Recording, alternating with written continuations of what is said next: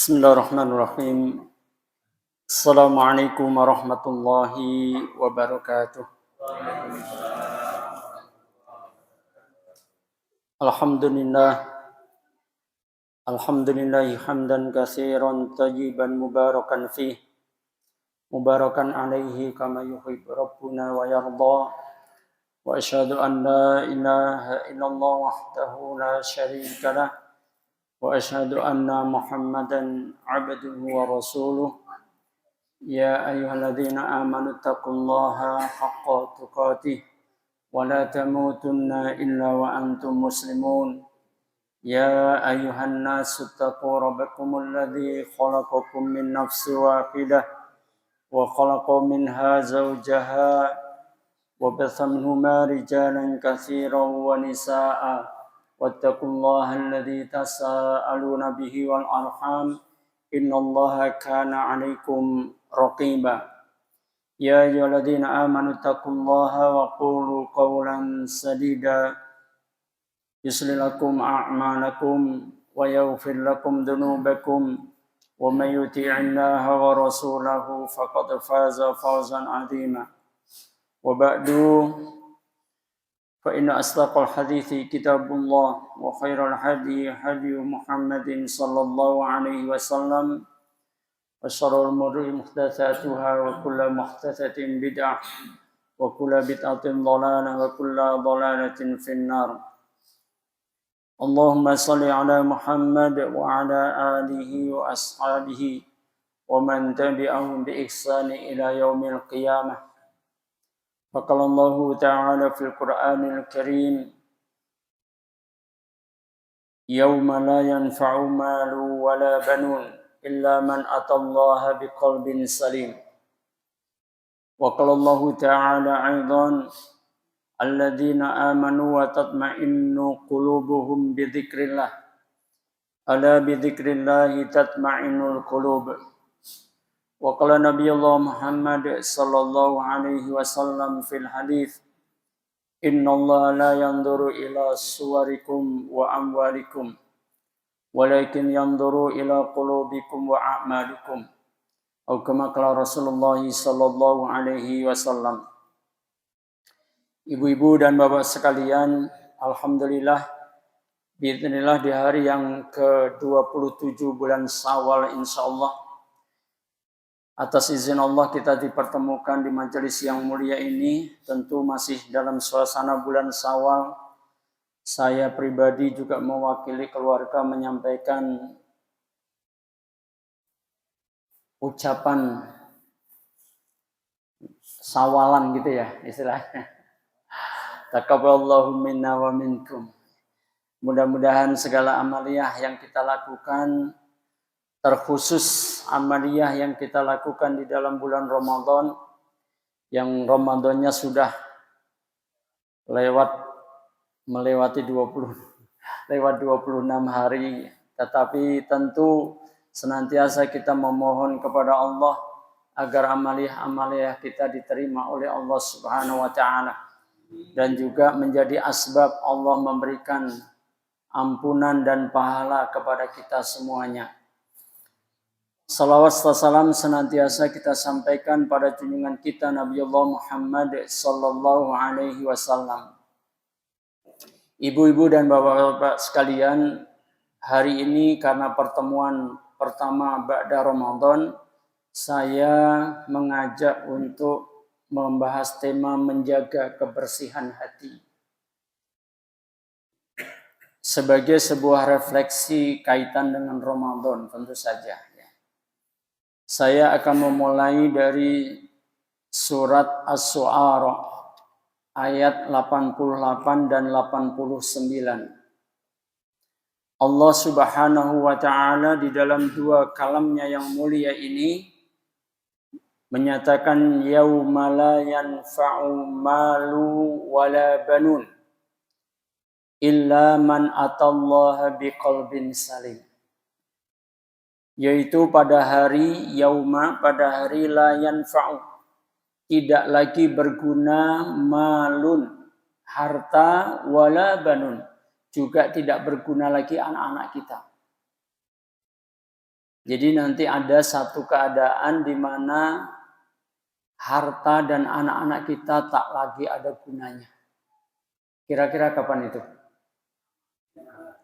Nanti di akhirat, ya di akhirat, ya. Tentu butuh penjelasan. Harta dan anak, aku yakin kita semua mencintainya. Seberapapun Allah memberikan harta kepada kita, masing-masing orang tentu tidak sama kadar Allah memberikan harta. Tetapi yang jelas sikap kita terhadap harta mencintainya. Betul? Sepakat ya? Ada yang nggak suka sama harta? Halo? Yang muda aja yang belum kerja juga masih suka sama harta gitu. Ya nak? Siapa namanya? Siapa? Pak Mur? Rudi. Oh, Rudi Hartono. Loh, bukan ini, bukan temennya Koam ya?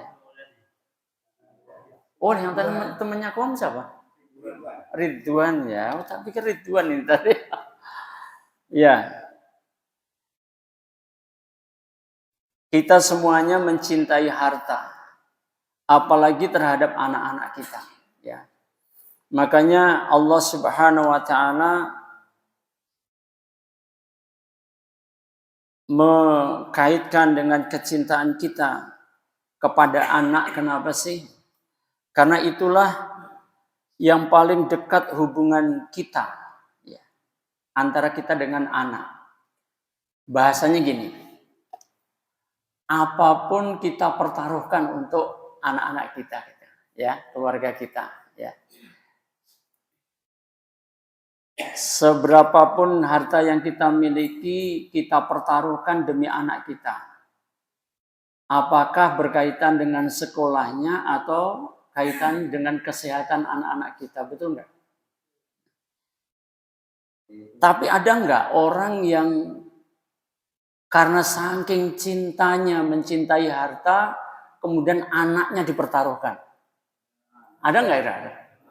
Ada. Model manusia apa nih kira-kira? Dia pengen harta yang banyak, mempertaruhkan anaknya. Ini ada yang jawab nih. Bahasanya dijadikan tumbal anaknya, masya Allah. Konon katanya orang yang cari pesugihan, gitu ya. Anaknya dipertaruhkan. Bahkan kadangkala ada yang dia rela untuk mengasuh anak kecil yang buta penampilannya. Katanya, tapi saya sendiri juga belum pernah lihat. Sampai kemudian sang ibu itu kurus kering. Padahal nggak punya anak kecil, tapi kok kurus kering, kenapa? Katanya nyusuin tuyul katanya. Masya Allah. Ya, tapi memang realitas kehidupan memang ada yang seperti itu. Orang ingin mendapatkan harta yang banyak, mempertaruhkan anaknya. Apa tadi bahasanya? Dijadikan apa? Tumbal. Masya Allah, jangan. Tapi kita tidak bincangkan hal tersebut, ya. Nah, saudaraku seiman, demi anak kita sanggup mempertaruhkan harta kita. Ini menunjukkan bahwa anak itu memang hubungan yang paling dekat dengan kita, ya. Bahkan kadang demi anak kita, bukan kita lah, ada orang yang demi anak dan keluarganya, betapapun oleh negara diberikan fasilitas apa saja diberikan oleh negara karena memang jabatannya, tapi dia demi untuk keluarganya, istri dan anak-anaknya, dia masih juga korupsi, ya. Masya Allah. Ya, seperti itu, tentu itu adalah perbuatan yang tidak baik. Nah, saudaraku seiman, kita kembali, yauma la yanfa'u malu wala banun. Kalau begitu harta dan anak kita tidak akan berguna, maksudnya apa? Tentu adalah harta dan anak-anak yang ketika kita masih berinteraksi dengan mereka ketika kita hidup di dunia ini, kita tidak manfaatkan untuk beramal. Beda dengan harta dan anak-anak yang ketika kita berinteraksi dengan mereka, ketika kita masih hidup di dunia, kita pergunakan untuk beramal. Maka harta itu, anak itu akan bermanfaat untuk kita. Karena dia wujudnya sudah berubah menjadi amal. Maka saudaraku seiman, Rasulullah Shallallahu Alaihi Wasallam juga mengingatkan kita sebenarnya ya. Dalam satu hadis yang sudah pernah kita membahasnya juga, yatba'ul mayyita salasatun. Yang mengikuti mayit itu ada 3. Ya. Seringkali saya ngajak sedikit celotehan ya. Kita milih disebut mayit atau pilih disebut jenazah. Halo? Kok pada diem? Kayaknya kalau sudah disebut jenazah kayak keren banget gitu loh ya.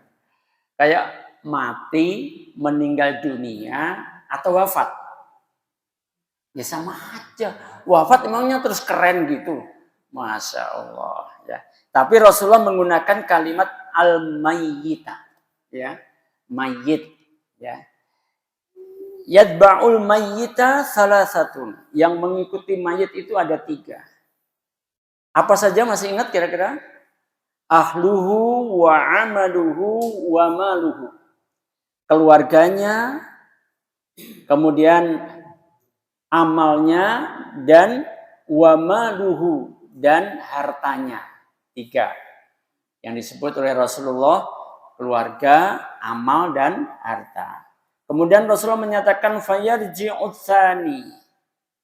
Ya. Afan fayarji'u tsanani. Dan yang kembali 2. Wa yabqa wahidin, sedangkan yang tertinggal yang setia menemani kita ada 1. Ya. Yarji'u ahluhu wa maluhu. Yang akan kembali tidak setia siapa? Keluarga kita dan harta kita. Ya. Keluarga termasuk anak-anak. Ya. Harta dan anak tidak akan berguna. Karena tidak ada yang ikut dipendem sama kita, barengan sama mayat kita, nggak ada. Tuh istri yang cantik-cantik di belakang itu mau dipendem bareng-bareng suaminya kalau suaminya meninggal. Ya nggak mau juga. Baliknya juga gitu. Ya suaminya nih yang ganteng-ganteng ini, kalau istrinya meninggal juga nggak mau dipendem bareng istrinya. Mendingan nikah lagi gitu ya. Masya Allah. Ya. Nah saudara seiman, ya. Kemudian waya baqa amaluhu, dan yang tertinggal yang akan menemani kita adalah amal kita. Nah, bagaimana harta dan anak-anak itu bisa bermanfaat buat kita, maka rubahlah dia harta kita dan anak kita itu menjadi amal. Bagaimana caranya?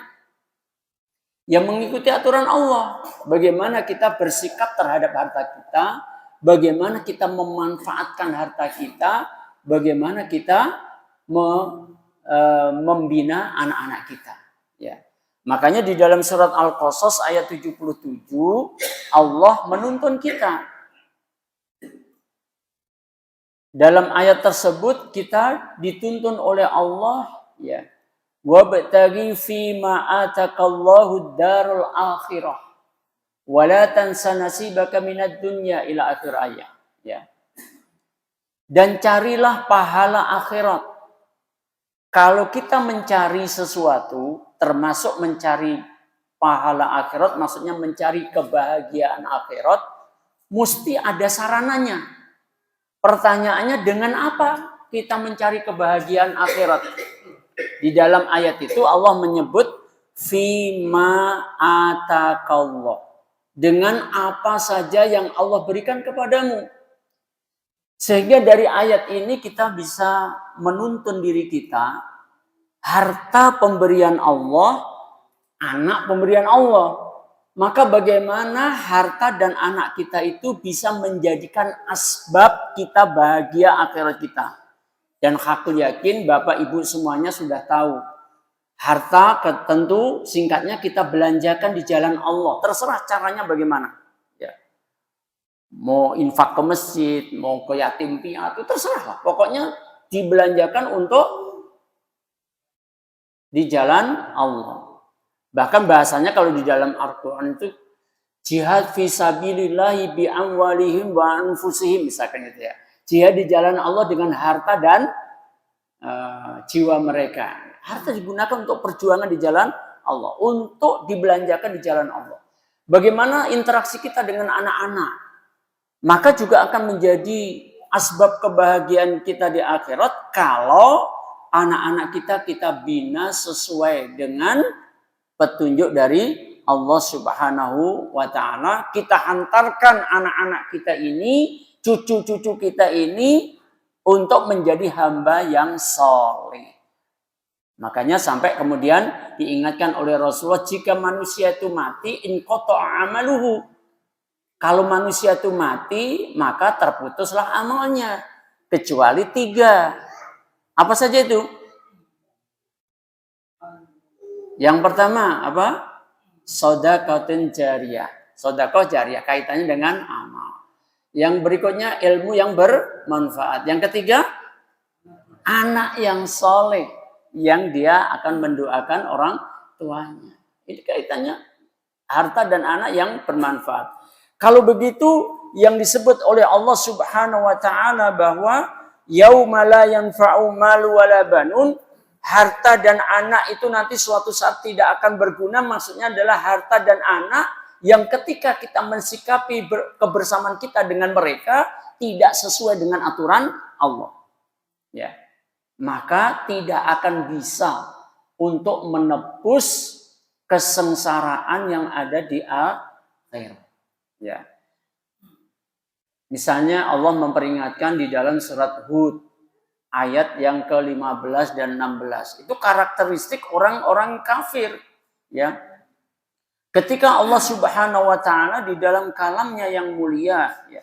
Surat Hud ayat yang ke-15 dan 16. Allah Subhanahu wa Ta'ala menyatakan maaf sebentar ya. Man kana yuridul hayatad dunya wa zinataha nuwaffi ilaihim a'malahum fiha wa hum fiha la yubkhasun. Siapa saja yang dia konsentrasinya dunia wa zinataha dan perhiasannya. Nanti Rasulullah di satu hadis menjelaskan manusia itu kalau sudah punya kekayaan 1 lembah maka dia kurang.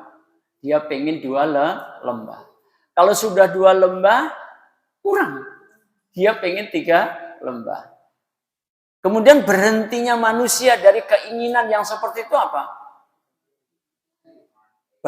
Bahasanya di dalam hadis kayak begitu. Yang menghentikannya adalah tanah yang masuk ke dalam perutnya. Maksudnya apa? Kalau sudah dikubur. Kalau mulutnya kalau sudah disumpel dengan tanah, baru berhenti dia keinginannya.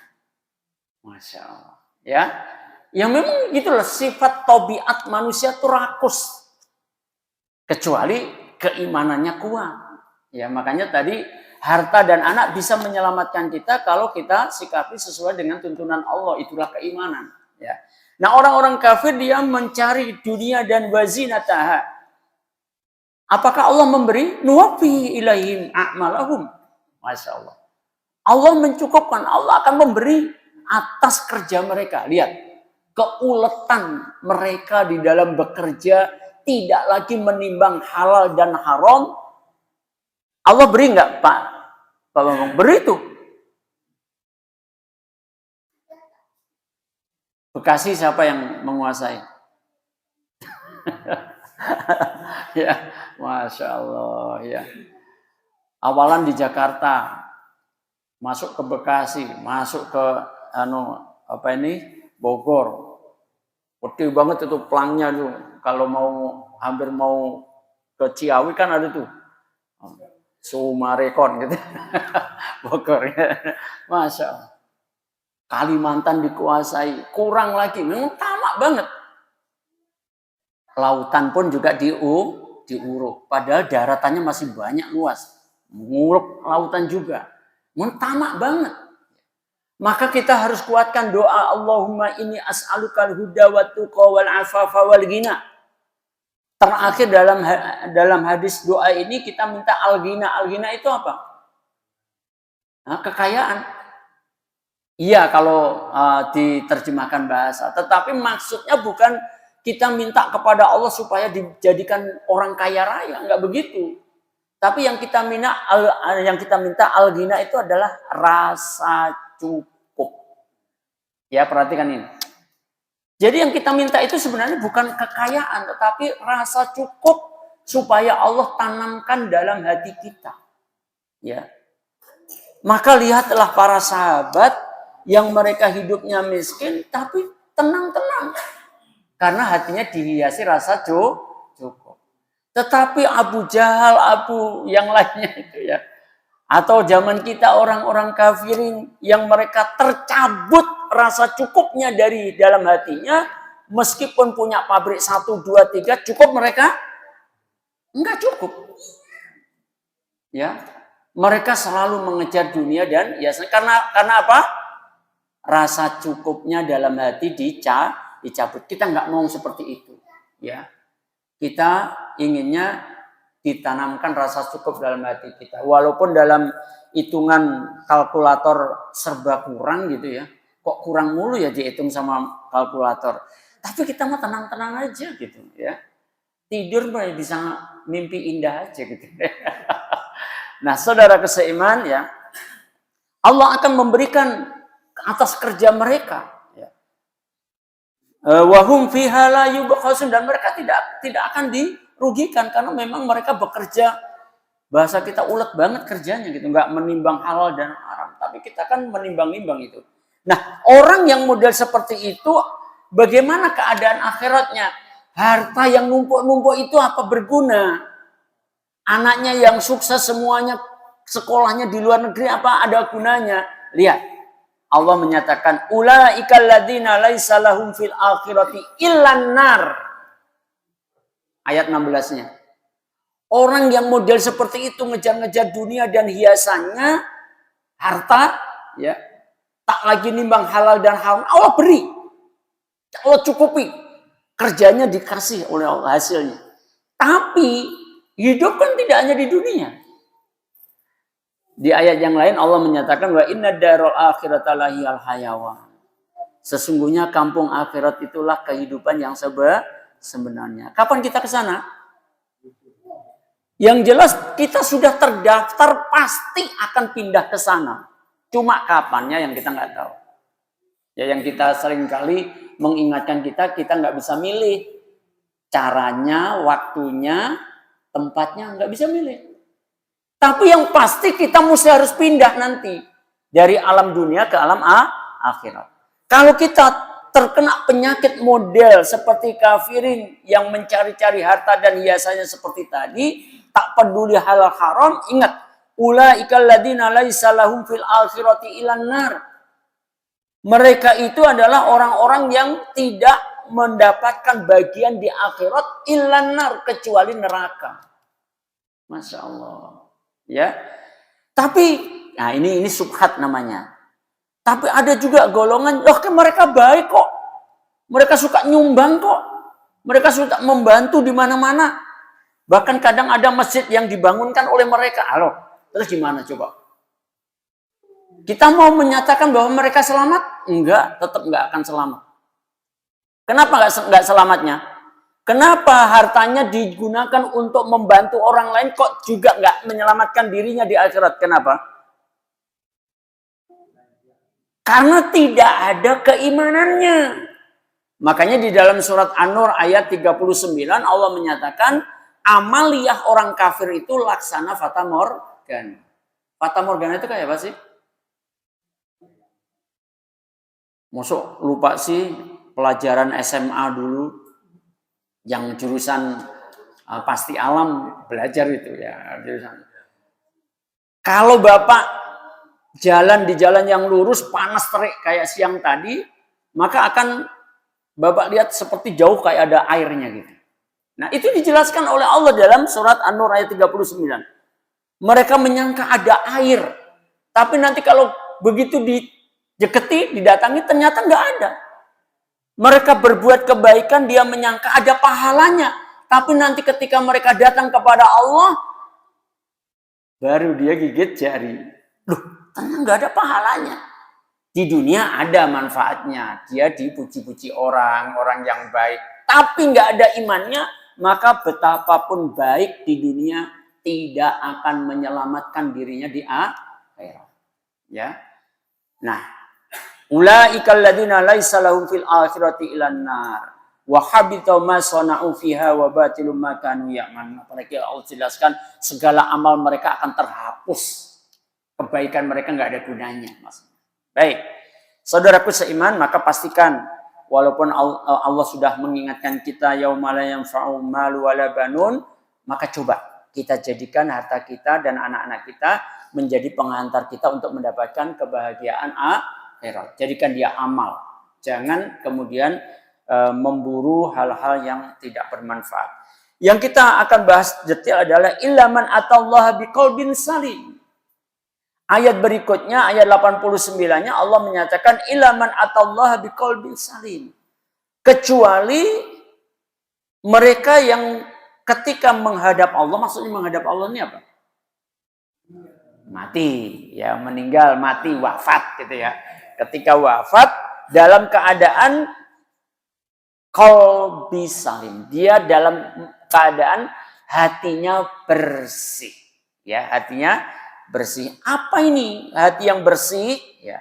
Nah, saudaraku seiman, mari kita lihat sedikit takrif atau pengertian hati yang bersih itu kayak apa.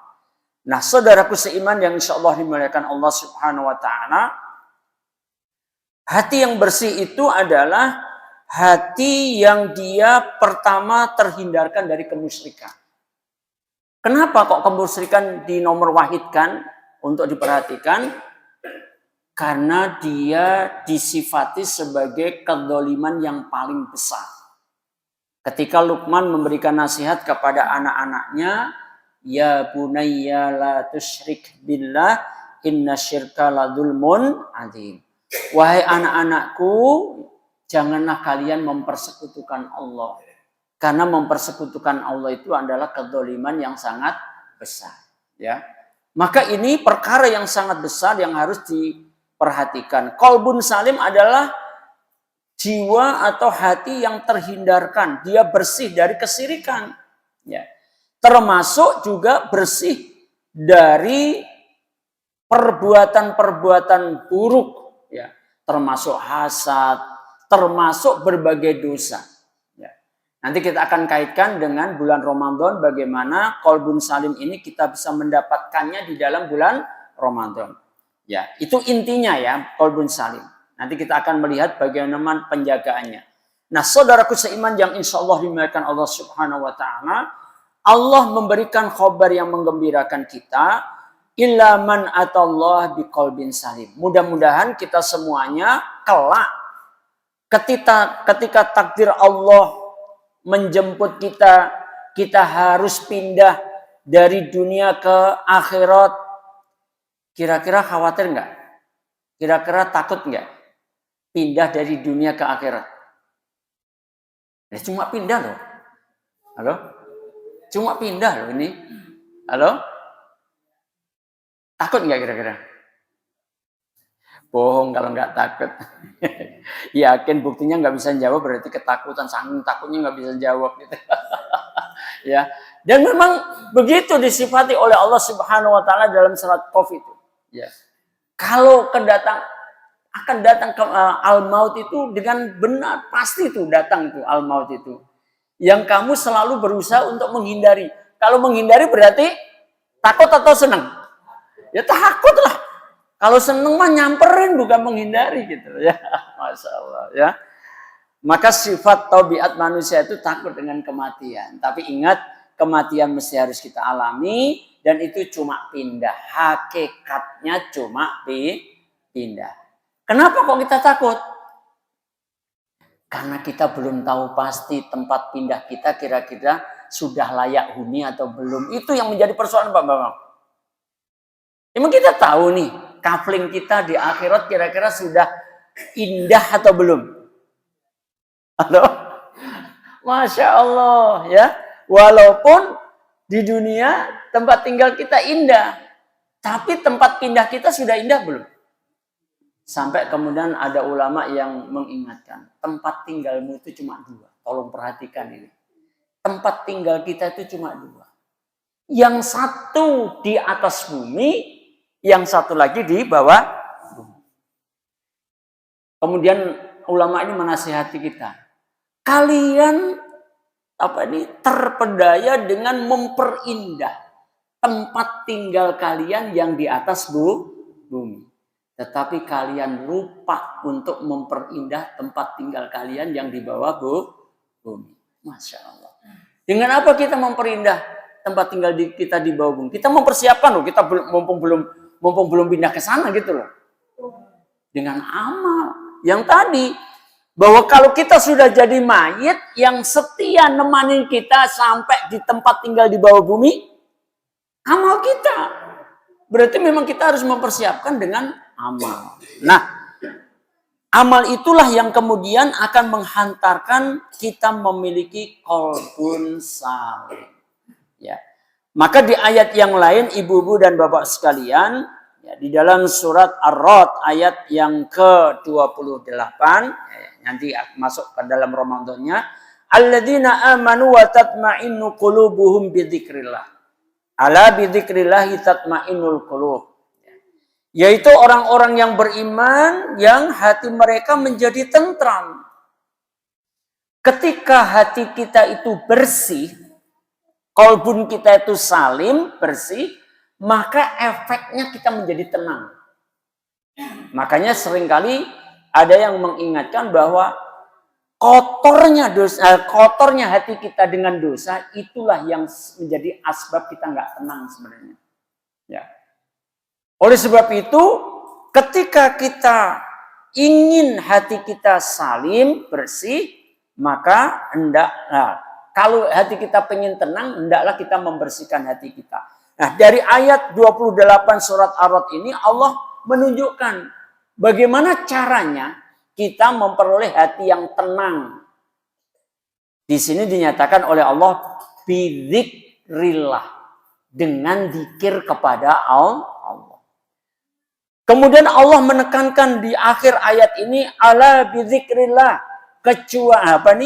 ketahuilah ala bidzikrillah, ketahuilah hanya dengan zikir kepada Allah tatmainnul qulub, hati mereka menjadi tenang. Nah, ini tolong kuncinya dilihat ini. Hati kita akan tenang, yang menunjukkan hati kita bersih, jalannya apa? Zikrullah, zikrullah,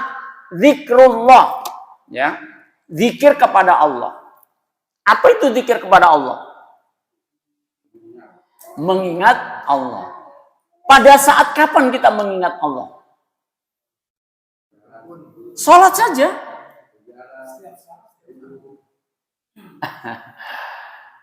Alladzina yadhkurunallaha qiyaman wa qu'udan wa 'ala junubihim. Ini zikir yang banyak seperti ini, ya. Yaitu orang-orang yang zikrullah, ingat kepada Allah di saat berdirinya, di saat duduknya, juga di saat berbaringnya. Artinya apa kalau begitu? Dalam keadaan dan situasi kayak apapun, kita harus senantiasa ingat Allah. Sebenarnya ibu-ibu dan bapak sekalian, ya, semua aktivitas hidup kita itu bisa makna zikrillah. Kalau apa? Kalau aktivitas hidup kita itu masuk dalam koridor ibadah. Ya. Karena tentu ibadahlah yang menghantarkan kita untuk ingat Allah. Salah satu di antaranya, aqimis sholata lidzikri. Tegakkanlah sholat untuk mengingatku. Tapi ingat Allah itu apa cuma sholat saja? Apa ketika jenengan waktu bulan Ramadan 1 bulan penuh puasa, Di saat jenengan puasa, apa enggak ingat sama Allah? Justru kita ingat Allah, kita melaksanakan puasa. Kalau kita enggak ingat Allah, kita enggak akan melaksanakan puasa. Itulah orang beriman. Ya. Juga demikian, kalau kita sedekah, mesti kita lagi ingat Allah. Kalau kita enggak ingat Allah, kita menjadi orang yang pelit pasti. Halo? Pun juga demikian, keikhlasan yang terjaga pada hari kita, pada diri kita, itulah maknanya kita selalu ingat kepada Allah. Coba perhatikan, di dalam bulan Ramadan, bagaimana kira-kira kualitas dan kuantitas ibadah kita? Apakah seperti bulan-bulan yang lain? Di luar Ramadan? Enggak. Bahasanya, setiap kaum muslimin umumnya ya, setiap kaum muslimin kalau bulan Ramadan datang itu ibadahnya naik pesat. Ya. Baik kuantitas maupun kualitasnya. Jangan bicara awal, tengah, enggak, kita enggak bicara itu. Kita bicara umum lah, ya. Di antaranya kalaulah ibadah-ibadah yang wajib kita sudah enggak usah bincangkan lagi lah, ya. Tapi ibadah-ibadah yang sunnah sekalipun kita naik pesat banget. Sholat malamnya luar biasa. Sudah sholat taraweh nanti malamnya ditambah lagi. Bolehkah? Kita sudah bukan saat lagi ngomong boleh atau enggak. Ya. Karena di Masjidil Haram sekalipun sudah sholat taraweh dari jam 8:30 atau jam 9 mulai sampai jam 11. Sholat taraweh di Masjidil Haram. Siapa yang sudah pernah iktikaf di sana atau Ramadan di sana lah. Jadi jam 9 sampai jam 11 sholat taraweh. Istirahat sebentar jam 12:30 bangun lagi. Sholat malam sampai jam 3. Coba. Begitu sholat sunnah loh itu. Masya Allah. Luar biasa. Ibadah-ibadah sunnah meningkat pesat. Orang yang tadinya malas-malasan baca Quran di dalam bulan Ramadan gimana? Gimana? Oh, seneng banget baca Quran. Mu'ayah sama Al-Quran, interaksinya dengan Al-Quran meningkat pesat. Utamanya membaca Al-Qurannya luar biasa. Hampir setiap orang mengkhatamkan paling tidak dalam Ramadan 1 kali. Begitu masuk bulan Syawal, ini sudah hari yang ke-27 masuk. Hari 27 ini, berarti 26 sudah berlalu. Apakah sudah sampai 26 juz bulan Syawal? Jangan-jangan di tanggal 1 Syawal pun sudah enggak baca Quran, jangan-jangan. Allahu Akbar, Allahu Akbar. La ilaha illallah, Allahu Akbar. Yang tadinya sholat tarawihnya mushola al-jihad bisa penuh. Begitu di tanggal 1 Syawal maghrib, kira-kira berapa soft nih? Benar nih, 2. Nggak yakin saya. Orang biasa, yang biasa, tanggal 1 Syawal yang saya tanyakan. Malam takbiran itu loh.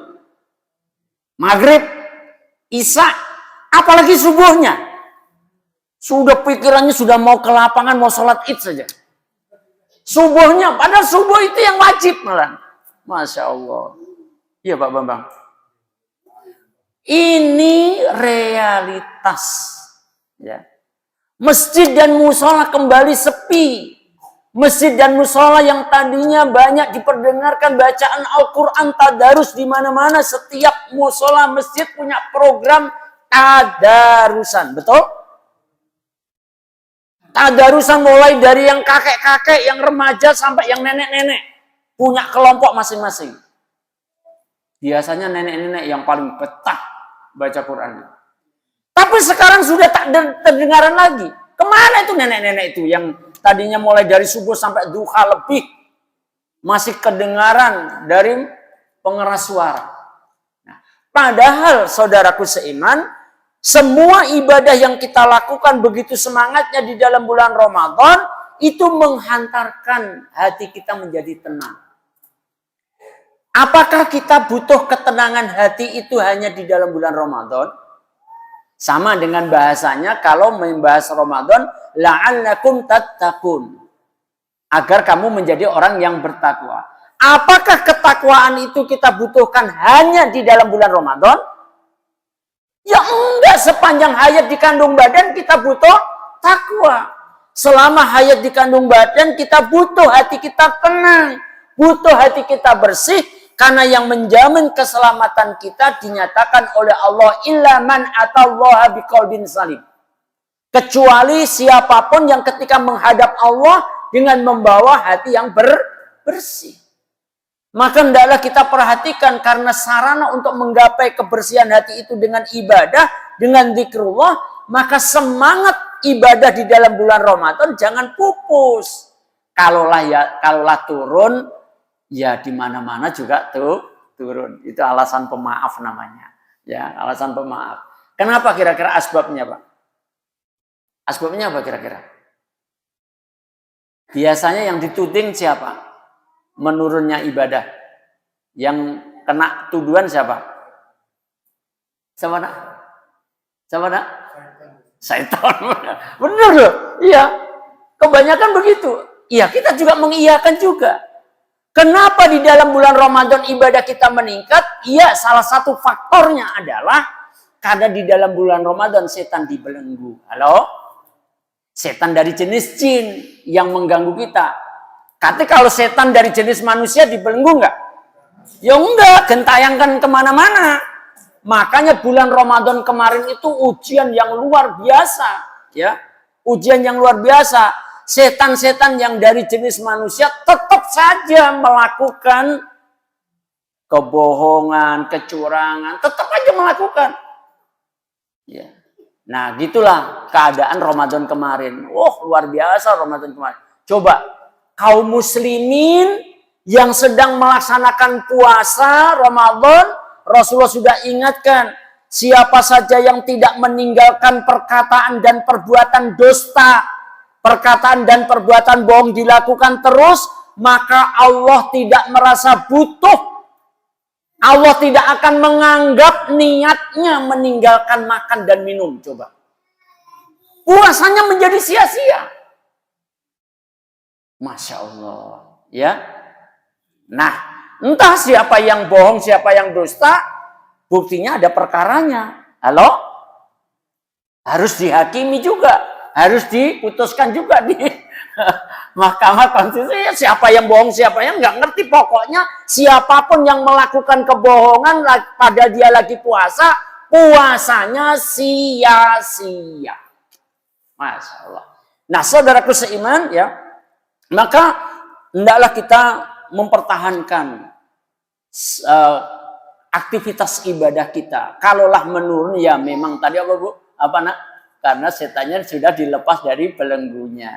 Begitu terdengar takbiran tanggal 1 Syawal, maka belenggu setan itu dibuka oleh Allah. Mulailah setan-setan itu menyerang kita, sementara junnah kita, benteng kita, asyamu junnatun. Puasa itu adalah benteng. Harusnya kita kokoh. Ternyata begitu dapat serangan dari setan, rontok juga benteng kita, Masya Allah. Akhirnya sholat malam udah ngilang, kemudian tadarusnya sudah nggak kedengaran, Masya Allah. Nah, itulah keadaan kita. Nah, saudaraku seiman yang insya Allah dimakan Allah, maka hendaklah kita perhatikan ada 4 hal yang harus kita perhatikan untuk mempertahankan kolbun salim kita. Ya, nanti atau 5 lah, saya tambahin 1 ya. 4 hal yang harus kita perhatikan untuk mempertahankan kebersihan hati kita. Yang pertama tadi sudah saya sebut, jauhilah kesirikan. Itu yang pertama, ya. Yang kedua adalah hendaklah kamu jangan meninggalkan kebenaran. Jangan kamu tinggalkan kebenaran yang datang dari Allah.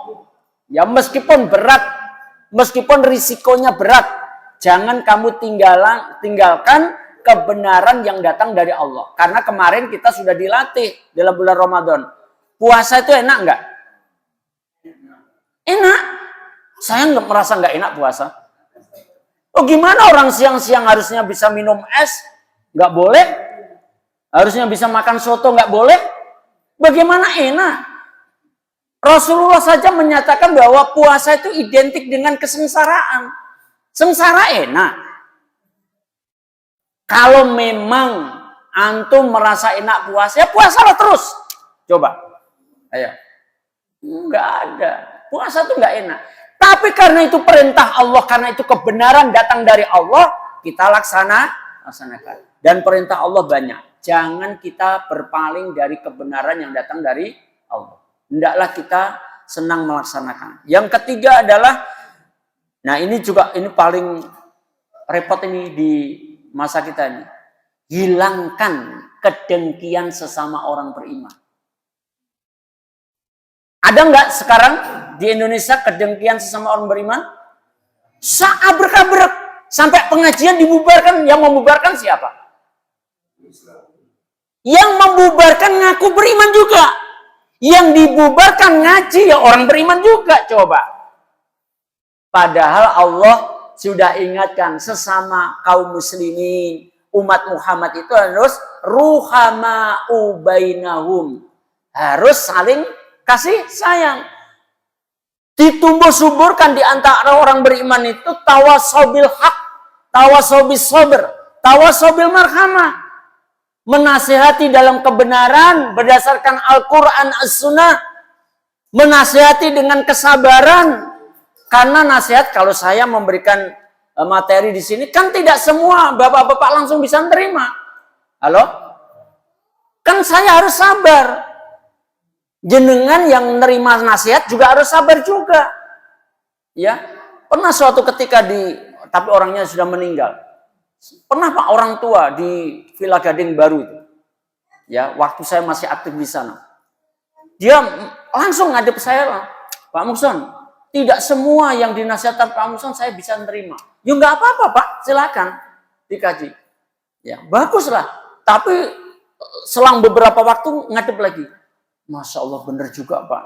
Udah semua sekarang pegangan saya sudah saya buang semua di kali itu. Masya Allah ya. Yang tadinya keras banget orang itu. Tapi Masya Allah mudah-mudahan husnul khotimah karena di akhir hidupnya beliau aktifnya sebagai marbot Masjid Al-Ikhwan. Villa Gading Baru. Jadi kalau Villa Gading Baru masuk, notok ada masjid kan? Nah itu di situ. Ya Masya Allah ya.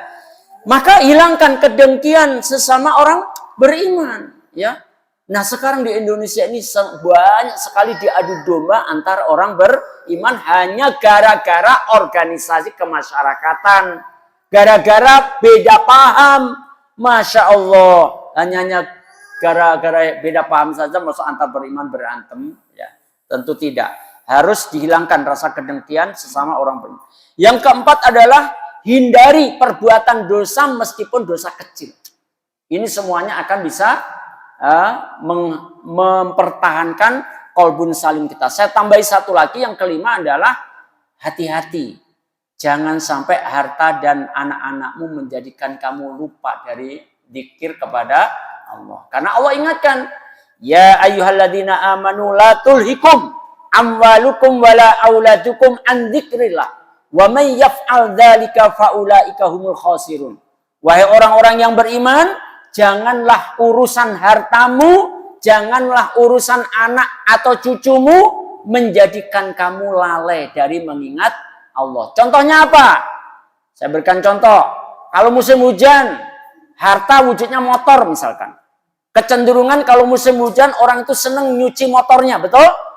Allahu Akbar, adzan maghrib didengar, tapi baru saja pulang dari gawenya. Motornya basah air hujan, takut kalau karatan. Masih baru adzan, dia nyuci motor. Selesai adzan belum tuntas nyuci motornya. Ntar masih 10 menit lagi ke komatnya. Kan begitu kan? Begitu lagi nyampu motor, tahu-tahu Mas Yudi sudah Allahu Akbar, asyhadu alla. Loh, udah komat. Sebentar lah, nanggung ini, nanti Mas Bu aja. Begitu sudah selesai motor dicuci, baru dikeringkan, baru berangkat ke musola al-jihad, tahu-tahu imam sudah assalamualaikum warahmatullahi wabarakatuh. Melalaikan dari mengingat Allah. Ngomong cucu, ngomong anak bisa melalaikan dari mengingat Allah. Ya. Demi cucunya tenang, sudah tahu maghrib, tidak jalan-jalan. Ini menunjukkan bahwa momong cucu, momong anak bisa melalaikan dari mengingat Allah. Ya, hati-hati. Makanya Allah ingatkan, la tulhikum amwalukum wala auladukum an dzikrillah. Jangan sampai urusan harta dan anakmu menjadikan kamu lalai daripada zikir kepada Allah. Siapapun yang berbuat seperti itu, maka dia termasuk orang yang rugi. Ya, anak-anakku, tolong ingat, harta kalian wujudnya yang paling dominan ini. Jangan karena asbab barang yang seperti ini, kemudian kalian lupa daripada zikrullah. Ya, setan itu paling pintar menggoda kita. Wallahu a'lam bishawab. Barakallahu fikum. Mudah-mudahan walaupun kita tidak membaca ayat-ayat yang mendalili atau menjadi hujah di 5 perkara untuk menjaga kebersihan hati tadi, insya Allah nanti pertemuannya akan datang bisa kita sampaikan lagi. Mudah-mudahan ada manfaatnya dan tidak ada tempat kita untuk mengadu kecuali hanya kepada Allah Jalla wa'ala. Mudah-mudahan kita semuanya yang dalam penantian untuk pindah ke akhirat. Halo? Dalam penantian pindah ke akhirat. Halo? Mudah-mudahan nanti diakhiri dengan husnul khatimah. Mudah-mudahan dalam perjalanan hidup yang tersisa ini, mudah-mudahan waktu kita waktu yang barokah. Waktu yang menambah-nambah kebaikan, menambah-nambah ketaatan kita kepada Allah Subhanahu wa ta'ala. Wallahu a'lam bishawab. Akhiru da'wana alhamdulillahi rabbil alamin. Wassallallahu nabiyina Muhammadin sallallahu alaihi wasallam. Kita tutup bersama dengan kifaratul majlis. Subhanakallahumma wa bihamdika asyhadu an la ilaha illa anta astaghfiruka wa atubu ilaik. Wassalamualaikum warahmatullahi wabarakatuh.